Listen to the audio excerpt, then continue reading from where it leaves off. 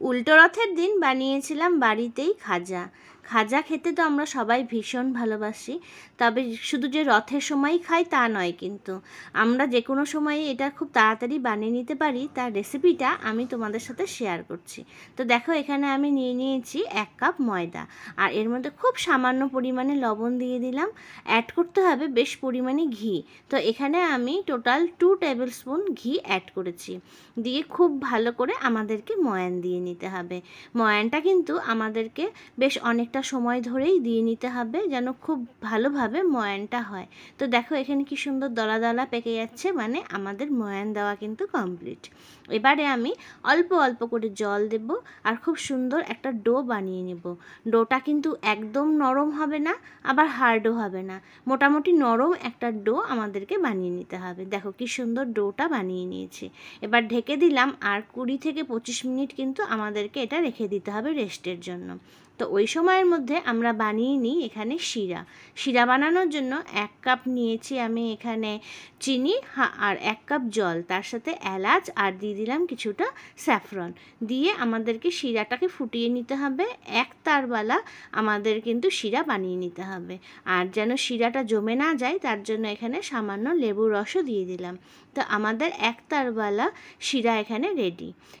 খাজা বানানোর জন্য আরেকটা জিনিস যেটা খুব ভীষণ দরকার, সেটা বানিয়ে নিচ্ছি। এখানে 1 চামচ নিয়েছি ময়দা, আর নিয়েছি 1 টেবিল স্পুন ঘি, দিয়ে খুব ভালো করে মিশিয়ে একটা স্লারি তৈরি করে রাখতে হবে। এবারে আবার চলে আসলাম ময়দাতে। ময়দাটা খুব সুন্দর করে কিন্তু আমাদের নরম হয়ে আছে।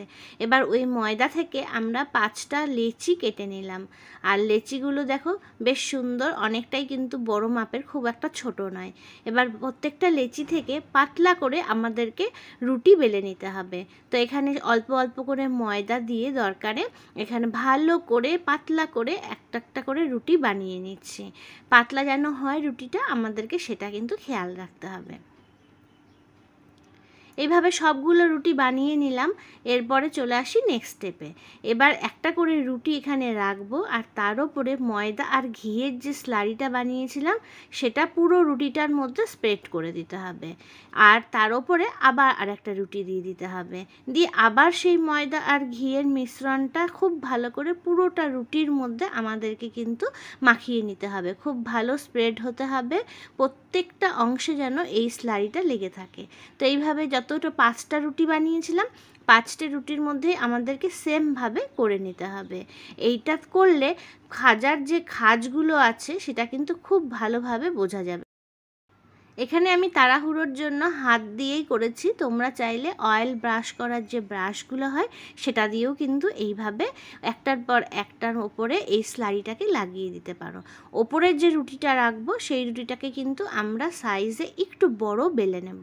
তো এখানে দেখো প্রত্যেকটা স্টেপে আমি দিয়ে দিয়েছি। তারপরে এইভাবে আমাদেরকে রোল করে নিতে হবে। রোলটা কিন্তু টাইট করে রোলটা বানাতে হবে, আর সবসময় মনে রাখবে খুব বেশি চাপ দিলে কিন্তু ছিঁড়ে যেতে পারে এই রুটিগুলো, সেই জন্য হালকা হাতে করে নিতে হবে। রোল বানানোর পরে এইভাবে হালকা হাতে রোলটাকে প্রেস করে করে আরেকটু আমাদেরকে লম্বা করে নিতে হবে, তাহলে ভেতরে কোনো গ্যাপও থাকবে না, আর কোনো হাওয়া থাকলে সেই হাওয়াগুলোও কিন্তু বেরিয়ে যাবে। তো এইভাবে হালকা হাতে আমরা প্রেস করে রোলটাকে আরেকটু লম্বা করে নিলাম।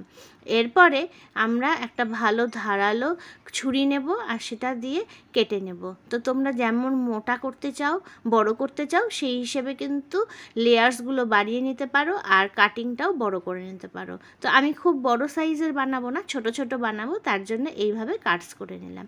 তারপরে হালকা হাতে এইভাবে লম্বা করে নিলে কিন্তু লম্বা লম্বা গজা হয়ে যাবে। তবে আমি লম্বা বানাবো না, আমি একটু চ্যাপ্টা ধরনের গোল গোল বানাবো। তার জন্য এবার দেখো সামান্য একটুখানি প্রেস করে করে আমি এগুলোকে শেপ দেবো। তো হাত দিয়েও করা যেতে পারে, আবার বেলনা দিয়েও করা যেতে পারে। তো প্রত্যেকটা কাটসকে এইভাবে করে নেব। আর দেখো কি সুন্দর ভেতরের খাঁজগুলোও কিন্তু বোঝা যাচ্ছে। আমি তোমাদেরকে যতগুলো টিপস দিলাম, এই টিপসগুলো ফলো করে বানাবে একদম দোকানের মতো। দোকান কেন, এর থেকে ভালো টেস্টি খাজা কিন্তু তোমরা বাড়িতেই বানিয়ে নিতে পারবে।